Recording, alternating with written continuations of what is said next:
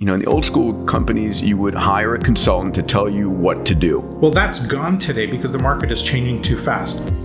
The day before something is truly a breakthrough, it's a crazy idea. It's the most fundamental archetypal process in life. You never know where the breakthrough idea is going to come from. Your ability to adapt is going to drive market value. Failure is okay. So you just got to go with it. And so you have to be able to build that deeply into your business to succeed properly, especially in a volatile world. So if you're an entrepreneur starting a company, one of the things I, beseech you to try is welcome to our next episode of Moonshots and Mindsets. I'm here with my dear friend Salim Ismail, my co-author of our newest book, Exponential Organizations 2.0, the first CEO of Singularity University. Salim, let's talk about one of my favorite subjects of an ExO, which is experimentation. Yeah. We're living in a world where your ability as an entrepreneur to experiment on your products and services at lightning speed is better than ever. And ultimately, we're giving up our belief that we humans know what's right and saying, forget about that. Let's find out what actually works as a product and a service. But before we get into that, my friend, would you define what is an exponential organization? So an ExO, as we call it, is a 21st century organizational design that goes away from the top-down hierarchical pyramid-style command and control structures of the 20th century and moves to a much flatter, experimentation-driven, purpose-driven, agile, flexible, scalable organization structure. And we found that we looked at the fastest growing unicorns and teased out the model. So we're not kind of inventing something. We're putting labels on what already exists. And ExO is delivering typically 10x better, faster, cheaper than its peers in the same space. Just to give you a hard data point, we mapped the Fortune 100 against this model and found that the top 10 most ExO friendly of the Fortune 100 outperformed the bottom 10 least flexible, least agile of the Fortune 100 over a 7-year period, delivered 40 times better shareholder returns between the top 10 and bottom 10. This just blows your mind. As the external world becomes more volatile, your ability to adapt is going to drive market value. Right? So if you're an ExO, a key driver of that adaptation is running experiments and constantly sensing the outside world. Yeah, people need to wake up to the fact that things have changed. This is not your dad's or your granddad's old business environment. People are building brand new types of companies that are outperforming multi-billion-dollar conglomerates, global companies at lightning speed. So we talked about in previous podcasts the idea that we have internal attributes that your company uses, your employees use to run an exponential organization, and external ways that you manage the external world or you leverage the external world. And experiments are, they cross both, right? You can run internal experiments and external. I'll mention this, I have an ExO, my PhD Ventures, that manages a lot of my companies and products. And I am constantly just demanding that the team be running experiments. And it's like, one of the things I realized is a lot of companies that are being born today, these are startups by entrepreneurs started today, are born with a culture of experimentation. From the very beginning, they're running experimentation. Versus the old school, which was, in the old school companies, you would hire a consultant to tell you what to do. And that consultant had, over time, built a model in their mind, and you were paying them for their knowledge, but that's just broken right now. It's completely broken. And this is a really key point. That's the difference between the old and the new, right? In the old, you rose to the leadership of a big company. Let's say you were the head of supply chain for BMW. It's because you ran supply chain at some local level and understood the dynamics of that. Then you rose to a country supply chain level. Then you were supply chain for one type of a car. And you understood, okay, if there's a bit of a recession, what suppliers do I go after, etc. And you rose in prominence over, usually by seniority and having deep intuition about that domain space. Yes, intuition is really important. In intuition, you drove your thing by deep experience and intuition, and you had a gut sense of how the market was operating. Well, that's gone today because the market is changing too fast. Anybody who's got 20 years of experience with supply chain of combustion engine cars is irrelevant as electric cars come along because the dynamics are completely different, right? So now the only way to make sense and do sense making of the outside world is constantly running experiments, testing the outside world. You think of an amoeba, right? Constantly probing outward from itself, trying to see what's going on, and then absorbing the things that it sees as food. That's kind of the way we think of organizations in the future. It's interesting. As a young startup, you go in with an assumption. You go in with what I think people are going to want. And then the ability to run not just a couple of experiments like, what subject line should we use, but thousands of experiments simultaneously, given the rise of generative AI and algorithms, is massive. And a lot of times our intuition is wrong about what people want or what they're going to react to. And it's only when you run these experiments do you find yourself evolving the product rapidly. And there's got to be building an internal culture of experimentation, one in which failure is okay, because if you're going to experiment, probably 90 to 99.9% of the time, you're going to be failing. And a failure means, okay, I've learned something. I'm not going to do it that way. Yeah. Exactly. I got a little story here. When I was at Yahoo, we came across this because A/B testing on a website is kind of one of the original forms of experimentation. You throw out 1 million pages with this and 1 million pages with this, see what the response is, and you have hard-driven data as to what works. On the Yahoo homepage, there used to be 7 headlines in the middle box. Okay. And we found over tweaking this that if you reduced it to 6 or increased it to 8, the click-throughs dropped off radically. But 7, for some reason, was a magic number that worked. Nobody knew why it worked. Nobody had any rationale for why that number worked. It doesn't make any sense at all. But for some reason, and we found that just from A/B testing and trialing and experimentation, that number works. So you go, okay, it works, you go with it. But you have no idea why and how. And that's the thesis of the external world. You may come across something that works, you can't explain how or why. So you just got to go with it. And the only way you're going to find that is running lots and lots of different tests and experiments. I was on stage with Steve Wozniak for an hour and a half debating this, and he called it tinkering. Right? Can you just get it in a bag and just play? Let your people just play with stuff, and interesting things will happen. A quick break from our episode. On June the 6th, Salim and I are going to be running a free 3-hour workshop on how to actually build and design an exponential organization. Would love to have you join us.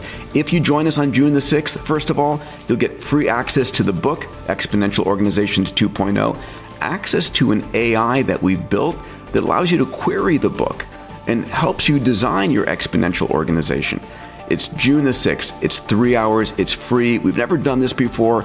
Click on the link below, diamandis.com/EXO, and join us. All right, now back to the episode. Yeah.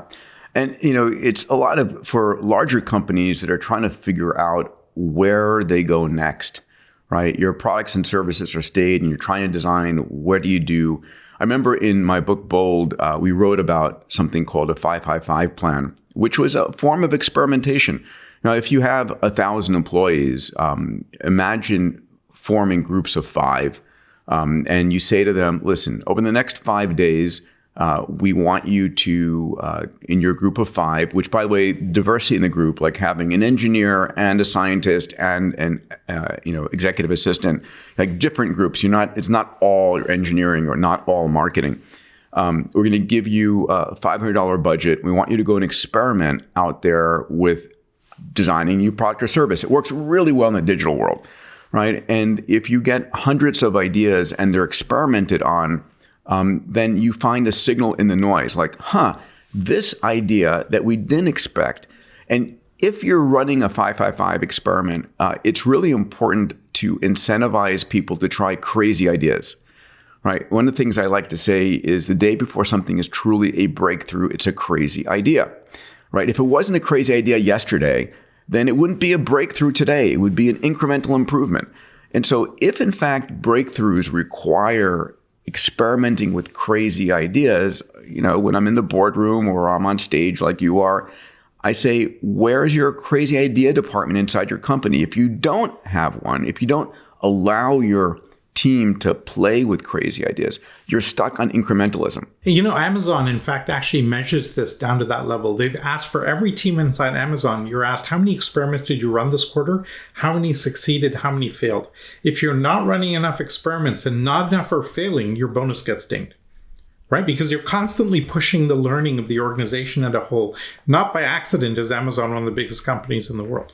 Yeah, Jeff Holden, who's a friend. I haven't seen him in a while, though, unfortunately. But Jeff was on my board at XPRIZE, and he was the chief product officer at Amazon and also at Uber. And he was deeply involved. In fact, I think Amazon built a experimentation engine. I think it was called Morpheus. Which is a great thing. Yeah.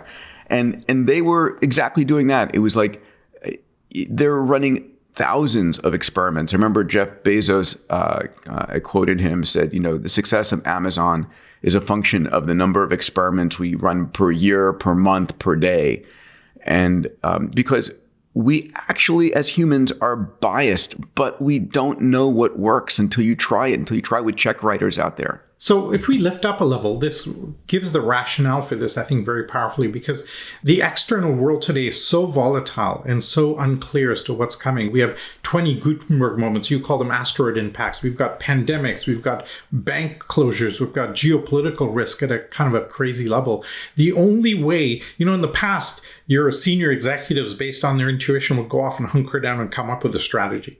And you can't do that anymore. That's irrelevant. What you need to be doing today is basically running 1,000 experiments, constantly probing the edges of the world and seeing what works and doing sense making in that way, seeing what works and ruthlessly following that, even though it goes against your gut, that it might say goes against your experience, goes against your intuition, just ruthlessly following that.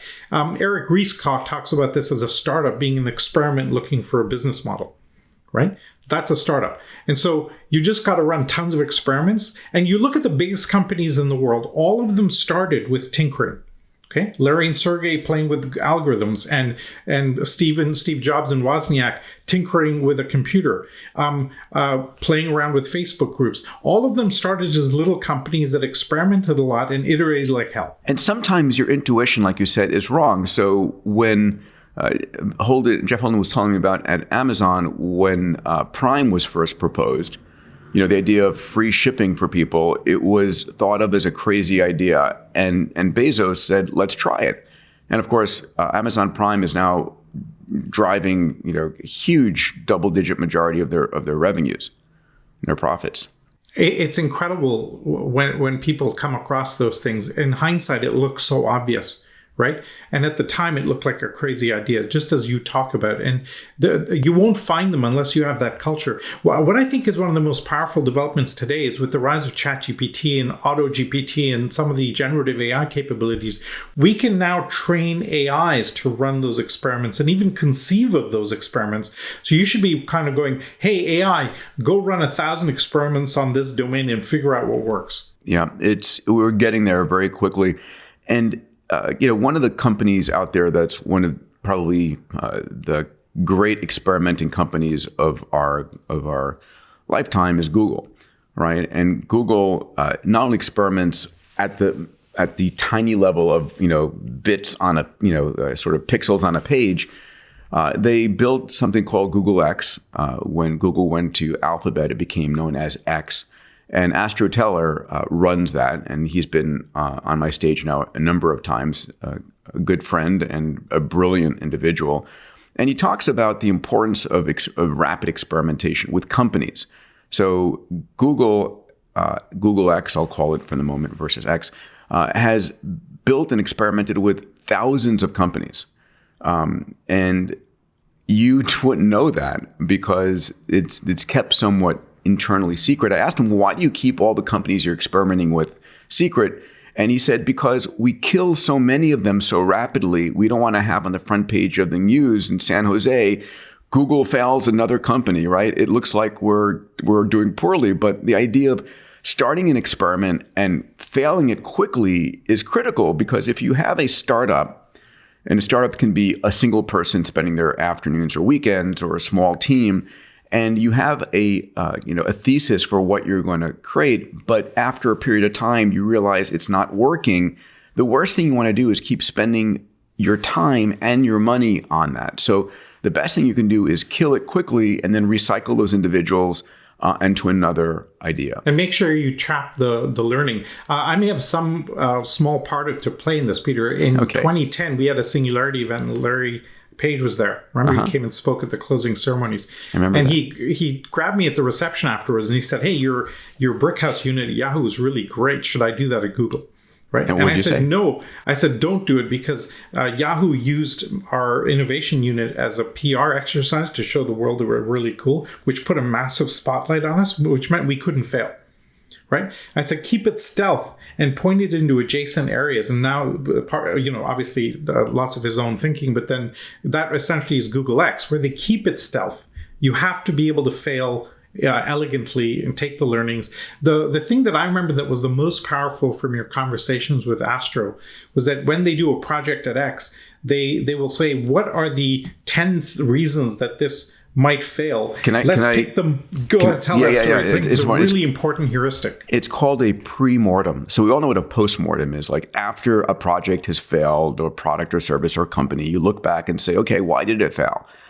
And he said, what we do is something called a pre-mortem. So before we launch a product or a service, we get together with the team and we say, okay, I want you to imagine that we are 3 months after the launch of the product or the service, and it failed miserably.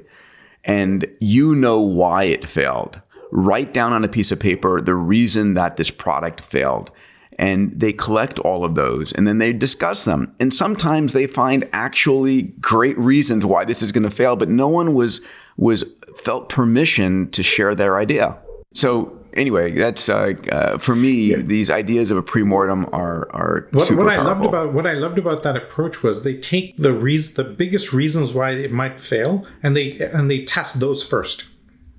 Right. And then you should be able to knock that idea off the perch pretty quickly if you take the top highest reasons it may fail, and then just work your way down the list. But if you get to the end of the list, this is going to be a successful product because you worked out all the big issues. This episode is brought to you by Levels. One of the most important things that I do to try and maintain my peak vitality and longevity is to monitor my blood glucose. More importantly, the foods that I eat and how they peak the glucose levels in my blood. Now, glucose is the fuel that powers your brain. It's really important. High, prolonged levels of glucose, what's called hyperglycemia, leads to everything from heart disease to Alzheimer's to sexual dysfunction to diabetes, and it's not good. The challenge is all of us are different. All of us respond to different foods in different ways. Like for me, if I eat bananas, it spikes my blood glucose. If I eat grapes, it doesn't. If I eat bread by itself, I get this prolonged spike in my blood glucose levels. But if I dip that bread in olive oil,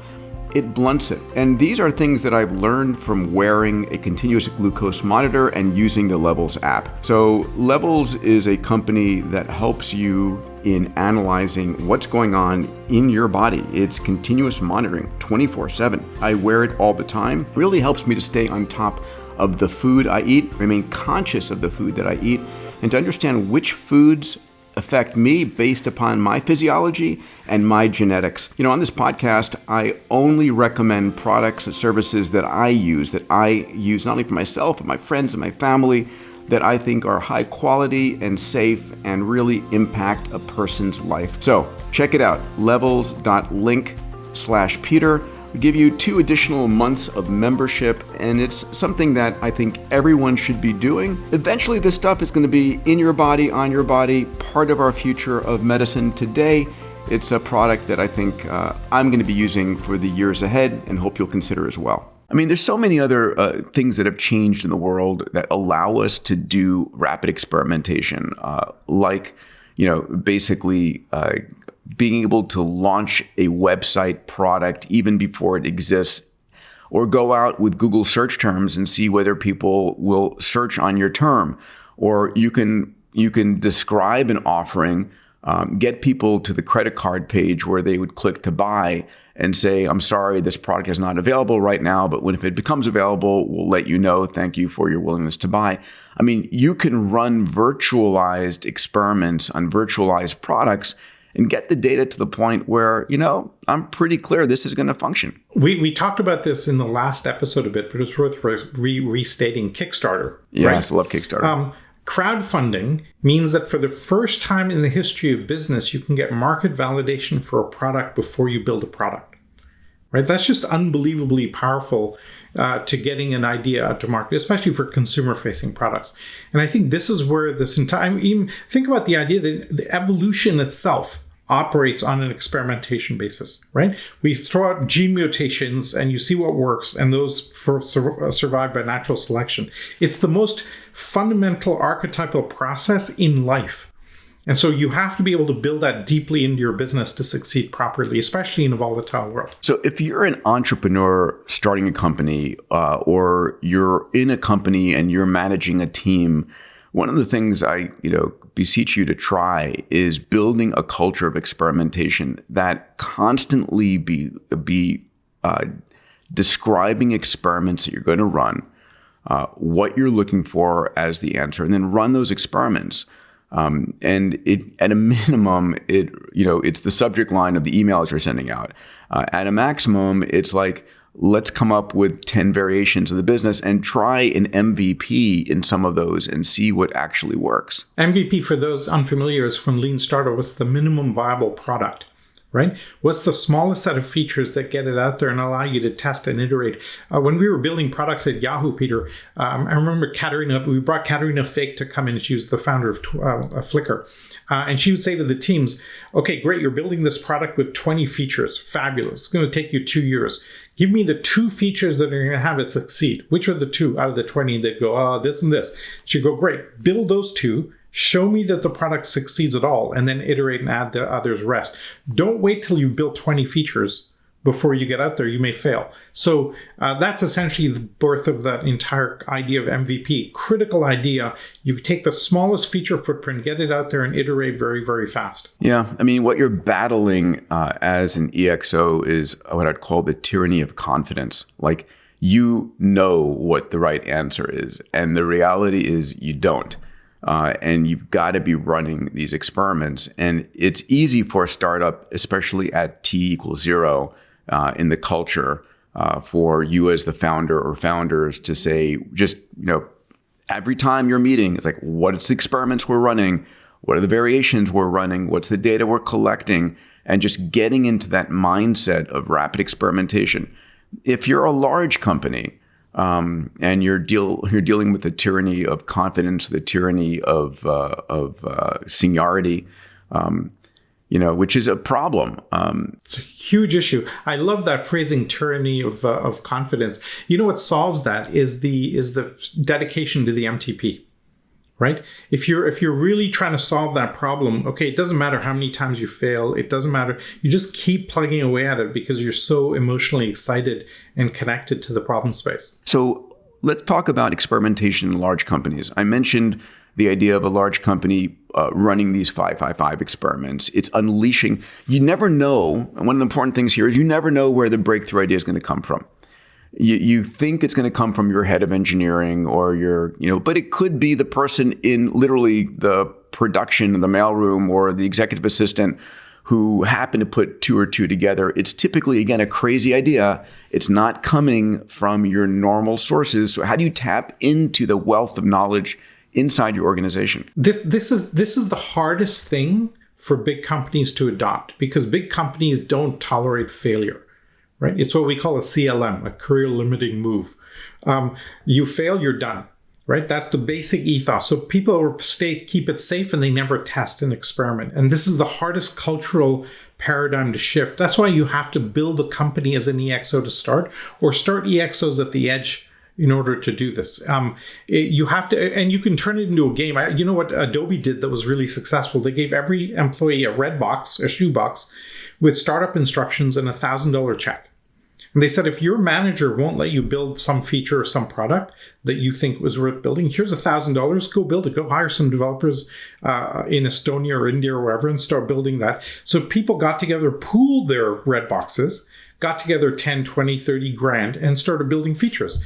And it turned out something like 50% of Adobe's revenues 3 years later came from those red box programs. It's crazy. It's like crazy. If you let them go, and Google talks about this as their 20% time, right, which yielded Gmail. 3M, I think, is the most legendary. They would give their researchers 30% time to tinker and play. Okay, I think in today's world, it's got to be 50 to 70% of time.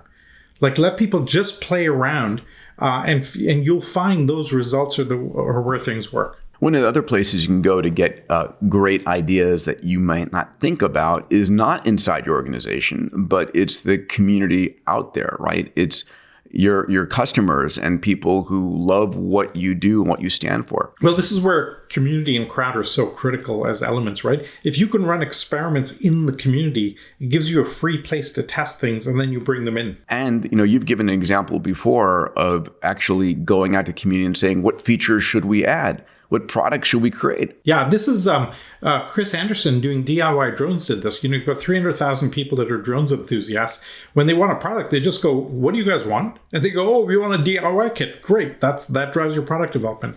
And I think successfully running and asking the community or getting your community to run experiments and sourcing that back in is essentially the future of most products going forward in the world. But in order to run an organization that is that experimental, it's got to be agile. It's got to be data-driven.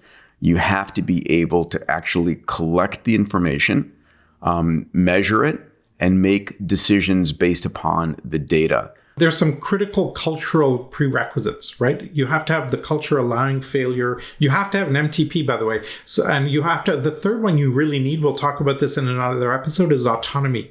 GE worked with Eric Ries, and they ran the biggest corporate training exercise in business history. They trained 60,000 managers on lean startup, okay? And it failed. And it failed, why? Because they didn't have autonomy, okay? They were expected to experiment only in that particular domain, which blows the reason for experimentation. It's antithetical to experimentation and play and tinkering. Right? And so there's some prerequisites. It's not an easy attribute to put into legacy organizations, maybe one of the hardest, but it's the most critical. It's interesting. I was just at a board meeting yesterday of Vatum, which is Eric Poulier's company that creates these extraordinary metaverse experiences. And they've built the toolkits that allow people to build on top of their platform. And the stuff that was coming out of it would have, the company's relatively small engineering staff. And what these other companies were building was crazy, right? So it's like Roblox as well. Roblox offers a platform that allows other people to build, games on top of. And so they get thousands of new games. And there's no way that the internal team could have built any of these successful games at scale. Yeah. So this becomes incredible if you can build a platform and offer tool sets to a community and let them build on top of you. Then you're onto a total winner, and nobody will unseat you from that because you're the coral reef, right? And a million little organisms are running around building on top of your coral reef and adding to it as time goes by. Hey everybody, this is Peter. A quick break from the episode. I'm a firm believer that science and technology and how entrepreneurs can change the world is the only real news out there worth consuming. I don't watch the crisis news network I call CNN or Fox and hear every devastating piece of news on the planet. I spend my time training my neural net the way I see the world by looking at the incredible breakthroughs in science and technology, how entrepreneurs are solving the world's grand challenges, what the breakthroughs are in longevity, how exponential technologies are transforming our world. So twice a week, I put out a blog. One blog is looking at the future of longevity, age reversal, biotech, increasing your health span. The other blog looks at exponential technologies, AI, 3D printing, synthetic biology, AR, VR, blockchain. These technologies are transforming what you as an entrepreneur can do. If this is the kind of news you want to learn about and shape your neural nets with, go to Diamandis.com/blog and learn more. Now back to the episode. So just to wrap this up, I want to just bring back how all of these EXO internal and external attributes work together. So we've been talking about experimentation here. And experimentation works when you've got access to, first of all, AI and algorithms to help you analyze the data you're experimenting with. The second is you have dashboards that allow you to measure how and track which experiments are working and which are going in the wrong direction. Because if you're building an EXO, things move fast. And you need those dashboards to be live and visual to everybody involved. Autonomy, like you just said, to allow teams to go off and try crazy ideas, because if they can't have the autonomy to try to follow their gut and try things out, then you're stuck. And then we talk about community and crowd, which is you can tap the community and crowd to help generate ideas for you, and then engagement for you to be able to engage them, incentivize them to play these games with you. And then the MTP becomes the guiding directive thing, saying, okay, this is the direction in which we're going. If you think about your X Prizes, Peter, right? Super proud to be on the board. And what gets me so excited is you have a huge problem like curing cancer or fighting wildfires, right? And then you're essentially allowing the entire world to run experiments and win an incentive prize as a result of that experiment, right? So I think X Prize has learned how to run experiments at scale in the crowd at a global level, unlike any other organization in the world. Thank you for that, and I'm very proud of what the team has done. I think it's important to realize that MTP as the guiding light, and we'll come back to that again. And I think everybody here is please, if you're an entrepreneur, if you're running a company, even if you're running part of a company, or for yourself or for your family, having a massive transformative purpose that helps you decide what to do and what not to do. I'll go back to that quote from Martine Rothblatt, where she said, listen, the difference between successful and very successful people is successful people learn to say no to a lot of things. Very successful people say no to almost everything. They're focused, right? And if you're running experiments inside of an organization, you want to make sure that your experiments, if you're a coding company, don't take you into making shoes. I mean, it's like, what's your purpose in life in running experiments that all are marching in the right direction? Because you might find yourself in a business area that you don't care about anymore. And money is not a reason to be making a business work. It really is to make a difference on the planet, and money comes along with that. I struggle with this because I get excited about so many things. I'm terrible at this, like the focusing and the narrowing down. I'm like, ooh, let's do that. Ooh, let's do that. And then you end up chasing a ton of butterflies and you're not effective at all. So The MTB becomes critically important to kind of keeping yourself on the rails. All right, buddy. Well, this was fun. Again, just to echo, experimentation is something you can now do. It wasn't something easily done even 20 years ago, but today experimentation is table stakes, and your ability to use AI, to use the crowd, to be running experiments is fundamental to being an exponential organization, because your intuition may not be what actually is the best decision for your product or service. An easy thing to try. Go to ChatGPT and say, here's my company. What experiments should I be running? Yeah.